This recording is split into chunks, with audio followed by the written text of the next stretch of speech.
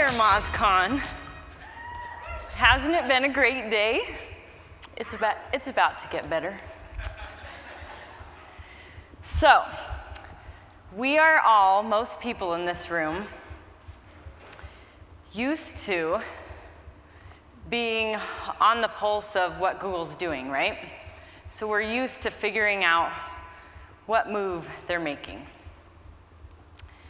And although that makes sense because we're SEOs and marketers and that's really part of our job, the bigger part of our job is figuring out how we can help our clients build their businesses. So the focus needs to be on helping our clients set the right goals for their businesses. The focus needs to be on helping them create the assets that Google can't take away. The focus needs to be on helping them build better businesses. And you can do all of that by building community. Because when you build community, you build it from the inside out. You have to build content and resources that are really useful. You have to think about your products and your services. You have to connect and engage with your customers and listen to what they want and what they need.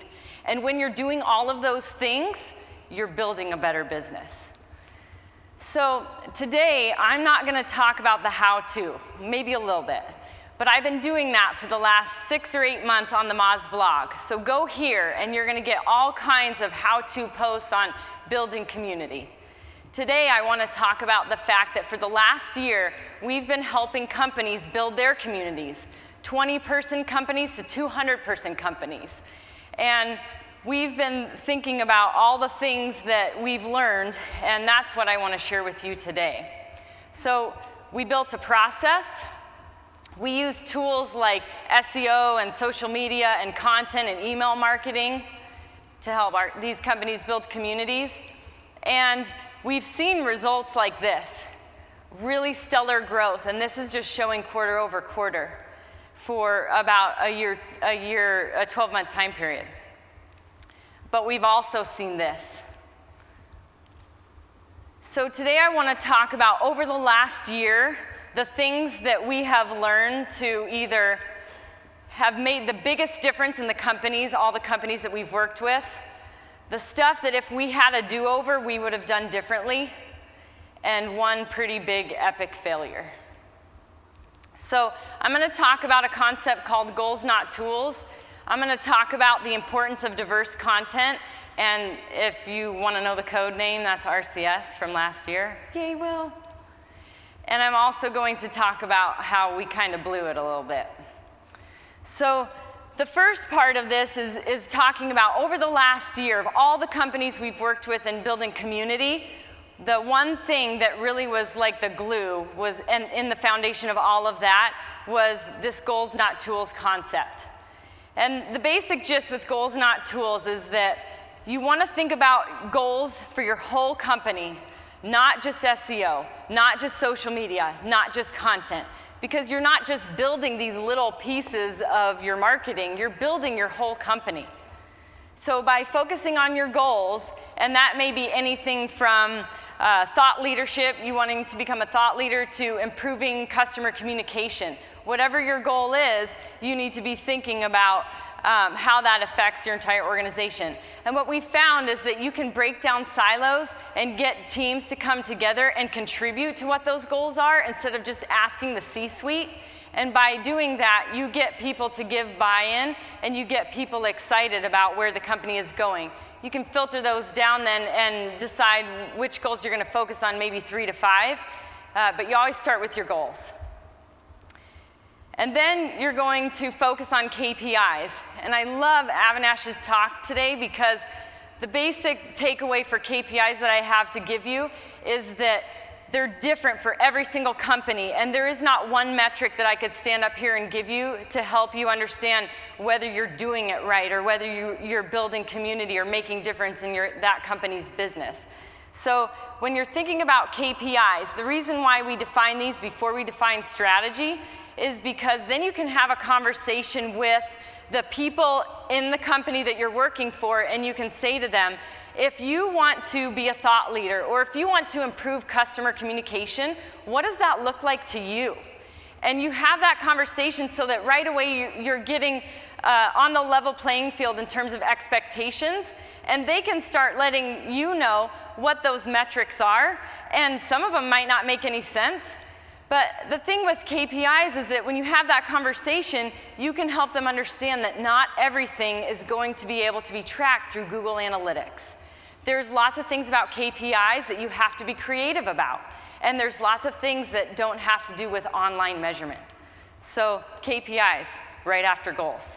Then what you're going to want to do is build a strategy, a creative strategy. That's the roadmap for getting you to reaching those goals that you've set forth. And we recommend, and that we've observed over the last year, that you don't build a strategy for 12 months. It's okay to have a picture of that higher level path of where you're going, but if you set a strategy for 12 months, then you're basically saying, okay, we're not going to collect any data until we get to month 12, and then we're going to see how that goes. So try 2 to 3 months at a time, do iterations, and see how things go, test things, get all that wrapped up into a nice, pretty little path for your company, and follow it. And then, of course, execute it. That's where you start doing the work. And so with execution, really, a lot of it is just sticking to the strategy. There's going to be a lot of shiny things that come about that try to infiltrate your clear little path, and you have to determine whether it's worth deviating from that path that you're on or going back to your strategy and determining if you want to make adjustments before that next iteration. And then, of course, analysis. Taking the data that you've discovered in all of that and decide where to go next. That's where you put your efforts. So this pyramid, the goals not tools concept, is the foundation for building your community. But it should look pretty familiar because it's no different whether you're building your community, building your business, whatever you're trying to build. If you use a concept like this, we've seen really great results from it. So there's your present.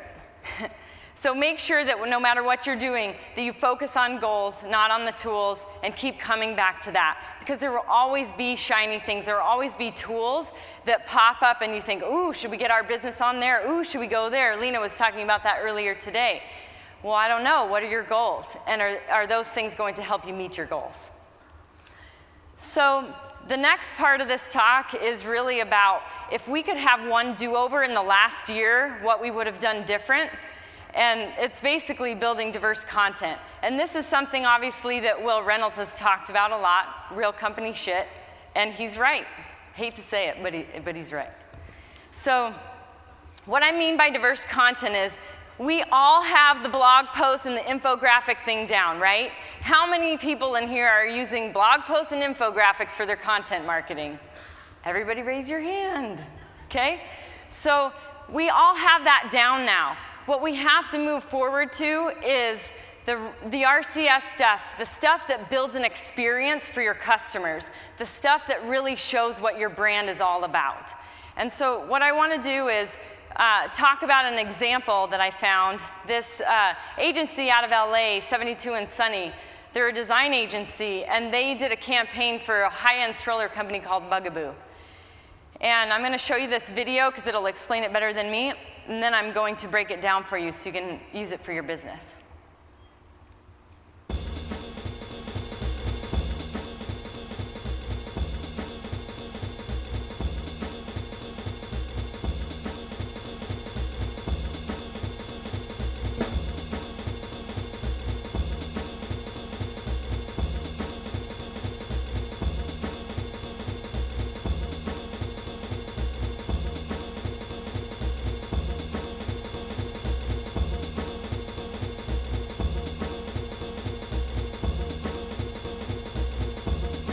I want you to get together.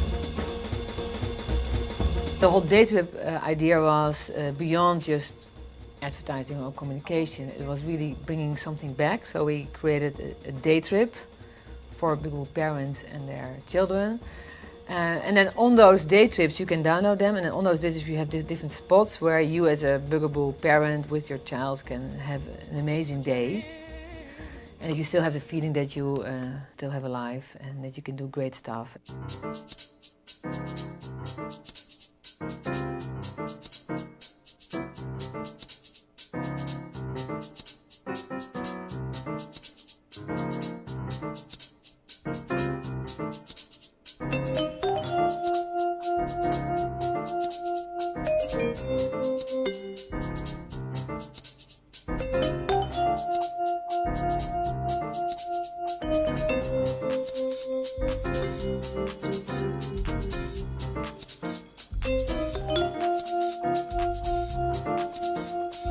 But it's something that goes so beyond that, that it gives this feeling of people that they, you give them really back the freedom of movement.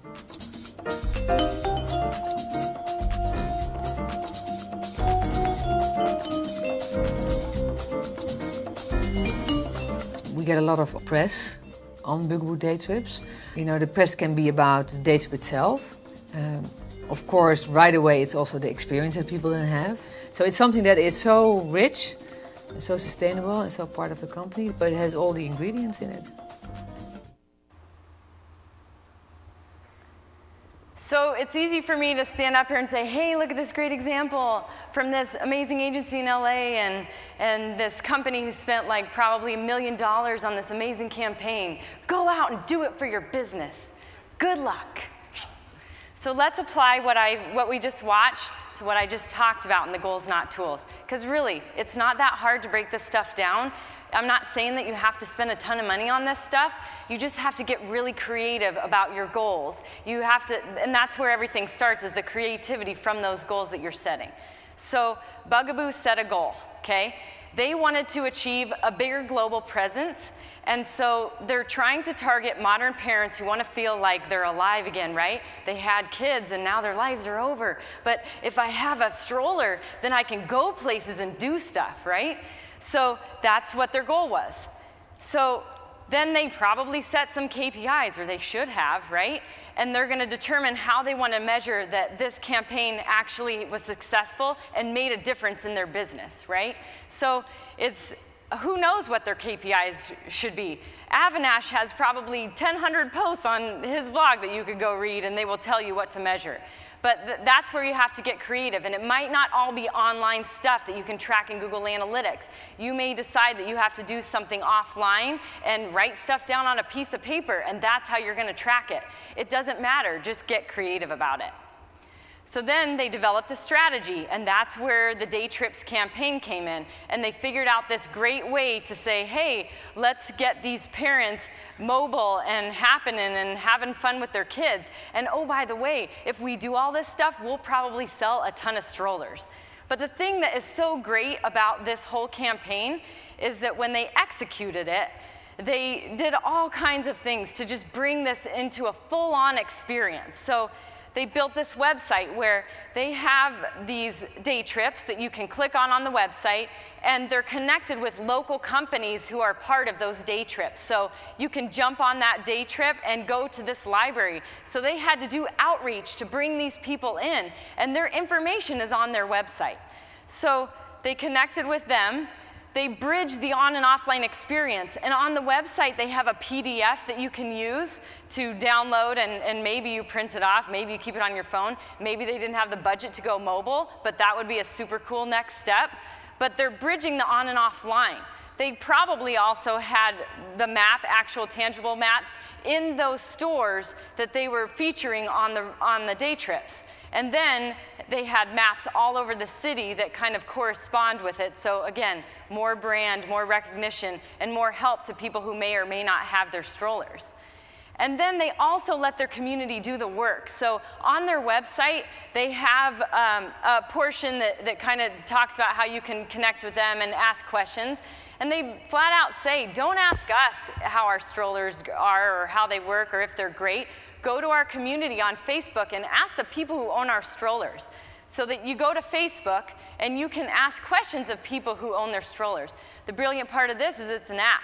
So Bugaboo owns this content. can take all that content, you can SEO the shit out of it and put it on your website, and now you got all that other organic traffic.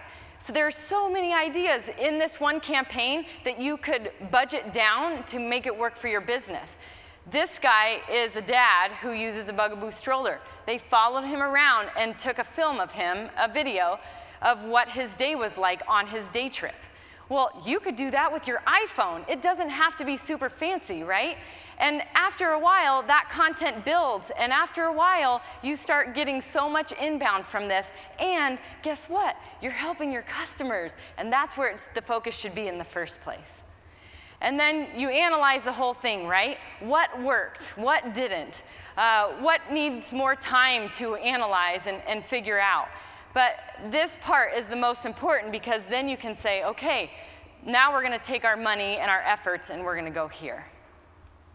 So the thing about it is that measuring success with anything in your marketing, right, especially with building community, has absolutely nothing to do with how big your community is. Followers, like Avinash was saying earlier, it's a bullshit metric. It doesn't tell you anything. We have a client who has a huge community, and it's all a bunch of crap. They're all a bunch of followers that are just kind of spamming in there and using a free product and they're not giving any value back to the other people in the community. And we're trying to clean out the numbers. So it doesn't have to do with that. It has to do with the difference that you're making in their business, the value that you're adding to the experience for your customers. So lastly, I want to talk about how we blew it. So, like I was saying earlier, we've built community for several companies for the last year, including ourselves. And we've tested things, and we've just really pushed the shit out of things to try to figure out what really works and what doesn't. And this is hard, you know, when you look at that, because we did that. So I want to talk a little bit about what happened. We were hired to build community for an agency, one of their clients. So we were like a friend of a friend in the chain. And when we showed up to the party was already set up. The goals were already set, and by the way, they were all revenue goals. They had no goals that were set for, hey, where do we want to take our brand and what's the vision of our company? It was all about raising revenue, you know, point whatever %. And the team was already decided, right? For all they knew, we were the tacked on social media guys, and that's what we did, right? And so we basically came in and we were asked to just get to work. And so we didn't think anything of it, and we just did. So what went wrong was we didn't take the time to set up that pyramid that we've talked about since the beginning. We didn't push back and say, hey, I know you guys already set goals, but we should probably go back and talk about goals for your whole business and not just for this siloed area of social media that you think that's what we're doing. We didn't tell them that the silos that they had in their team and the fact that we were tacked on to the end of meetings and maybe got 10 minutes to either listen in, because we weren't invited into the meetings until the meeting was almost over, because we were only social media. So we should have pushed back. We should have asked for an opportunity to reset expectations and to level the playing field and properly set up the goals, not tools, that we knew was important to us in the first place. So what we learned in all of that was that there's a very delicate balance and a formula when you're building community that you can't compromise on. It's a collaboration. You can't work with companies who don't care as much as you care. And I was talking to Will Reynolds about this earlier. It's either in their DNA or it's not. So that's something that we learned to kind of get out of an interview process before we even start. And now we've realized that working with clients is just as much our choice as it is theirs. So we really do our diligence there. But the bigger point I think that I want to make with this story is that we own this flat line. That flat line that you saw, we needed to look at that earlier on and say, where are we adding value? where are we making a difference? And one or both of us at some point should have raised our hands and said, hey, this isn't working. And not to say that we didn't try, right? There were things that we did to try and make the process better along the way. But when it comes down to it, it's our job to build our customers' businesses. And if we're not doing our job, then we need to own that, and we need to figure out how to make a change. And maybe that is letting a client go, or maybe it is coming together with the client and building a process together and figuring out how you are going to be successful in that space. And lucky for us, this company is willing to do that. They saw that it was an epic failure on both parts, and so we've come together and they've restructured their marketing department based on our advice. They've completely changed team members. They're bringing us in the beginning from the ground floor, and they're letting us, call the shots with everybody else. So the thing is that in businesses, when we work with them, there's two things, and I've said it before. Where are you adding value? And how are you making a difference in their business? Because this isn't about changing rankings. This is about building something that goes beyond Google. So I'm going to leave you with a quote from John Doherty, which I think is pretty amazing and sums up really all of our jobs, is if we're not making a change, we're not doing our job. And so all of the things that you've heard today, a lot of what Avinash said, it's just different now. It's not just SEO, it's not content, it's not social media. It's businesses that we're building, and that's where the focus needs to be.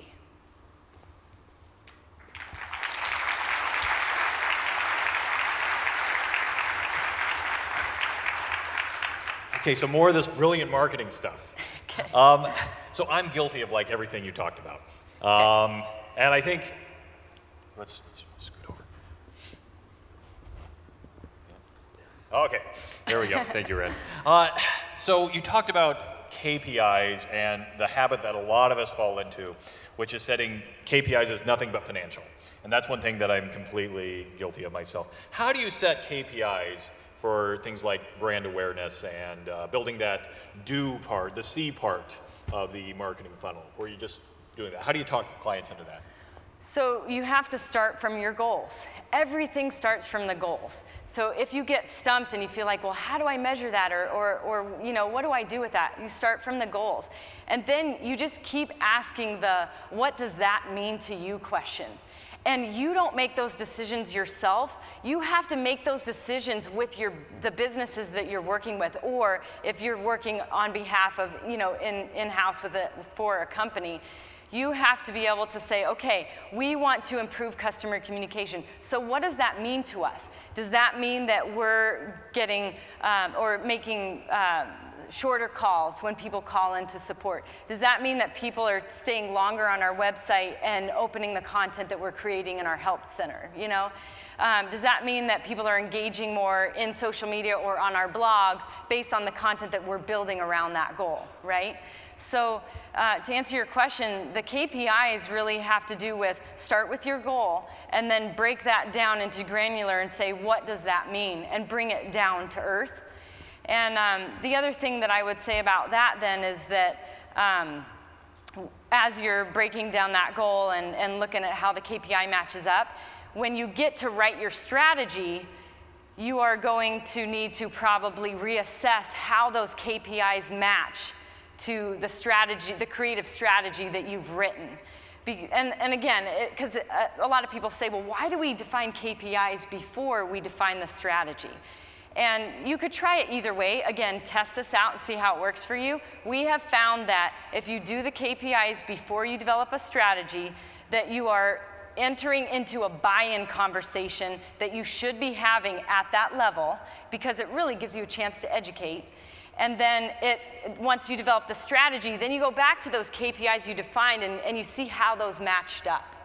And then when you go out and execute and you test all this stuff, then you can figure out, hey, that KPI doesn't really measure right, But don't remove goals and KPIs that you're just not moving the needle on just to make yourselves look good, because that's bullshit. So that one's for Phil Nottingham right there. So yeah, sorry. That's all. Hi. Go ahead. Great job, Mack. It was Thanks, really good. Lena. So the question that I have is about that scenario that you showed us where you guys flatlined. So you mentioned that you didn't say anything when you got 10 minutes in the meeting. You didn't say anything when they kind of brought you on as like the tack-on social media people. And there were a couple chances for you guys to, I guess, speak up on your own behalf and set yourselves up for success. And as someone who's been in that position many, many times, I guess I'm wondering, why didn't you guys say anything? Why do you think you didn't say anything at first? Were you scared to rock the boat, or? No, we did say things, Okay.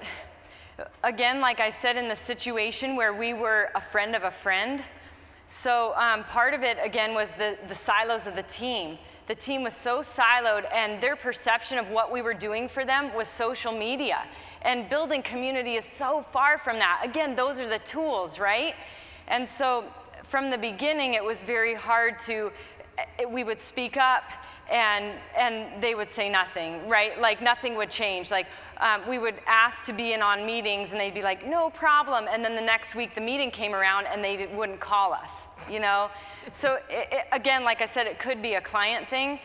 But there was one more thing I wanted to tell you about that, and it's escaping my mind. So just a part B of that, if I could. So what do you do now? Is that like part of your agreement? Do you talk about that initially? Yeah, I mean, I'm a huge gut person. That's really what drives our business, and you know, you can read either way on that. But I'm willing now to take the risk and say no. We don't take on clients that we've had we do so much in the beginning before we go under contract to help understand that it's a value match and a culture match for us. And if they're not willing to break down the silos, because we know what the team infrastructure needs to look like, so if they're not willing to do that, and not in the sense of just talking about it, because that's one thing. Every company that we've worked with, they all have good intentions, right? They're like, no problem, we're gonna do all this stuff, we're gonna listen, we're gonna do our work, you know? But it doesn't always work out that way. So we've developed checkpoints where we have communication plans. So in the beginning of the relationship, before we do the work, we create things that say, this is how the content generation process is going to go. Because with that client that I was talking about in terms of the flat line, we would create blog posts that sat in the queue, ready to go. All they had to do was click the fucking launch it button. And 30 to 60 days. And again, we were working from a strategy that was 18 months long. So everything was timely. So by the time that shit launched 2 months late, their customers were probably like, what the fuck is this? You know what I mean? So anyways, my answer to you, Lena, is that it's so custom. Again, Avinash is like my star of the day. You can't do the same stuff for every client. That's one of the biggest things that we've learned in this, is that it's hard work, because there is no framework that you can use over and over again. I'm a process girl, and I try to put everything into a process and a system, and it doesn't work with this. You have to adapt it with the team you're working with, and you need to do it from the beginning before any of the work is done. So communicate in the very beginning. Thanks. Okay, and I think we have time for just one more, and let's go with you. Thank you. So most of my life I've been on the agency side, and now I'm on the client side for the first time. So that's always fun. And in terms of social media, kind of what I've seen is that I think part of the success that you find is where it lives in the organization. And so we're just starting now to build out our social practice, if you will. And there's been some debate back and forth about where that belongs, whether it belongs on the demand gen side, which is where most of the marketing seems to be, or does it live more in a corporate communication side where there's not necessarily a dollar value tied to it. And when it comes to setting AOP and revenue goals, there's a lot less sort of stress on that end. So curious to hear what your opinion would be about if you were to set up the ideal social environment within, on the corporate side to sort of be extremely successful within the communities. How would you do that? And do you mean by that the social side, the team that's going to do all this work? Yeah, where would it live within the organization ideally in order to make sure that it's set up? Because if it lives in demand gen, you're never going to get away from those KPIs. Potentially that say there's got to be a revenue, there's got to be something tangible so we can keep, funding it. So, but there's a debate internally about where that belongs. And so if you were to make that recommendation. Sure. Well, one thing I will say is I'm not trying to say that with KPIs, the fact that you would measure things that weren't necessarily straight out of Google Analytics, that means that it's just fluffy and that you can't measure it, because that's not true. And this stuff is very rooted in the metrics that you get from SEO and content marketing and social media. So there are metrics. So to those guys who want to know what that does to your revenue, you can prove that. It's just a more involved process, right? As far as the team goes, I wrote a post about this on the Moz blog, and that link, actually, here's a link bundle for you guys. So thanks for reminding me. Yay! That you can go to that link bundle, and there's a ton of posts in there about all this stuff.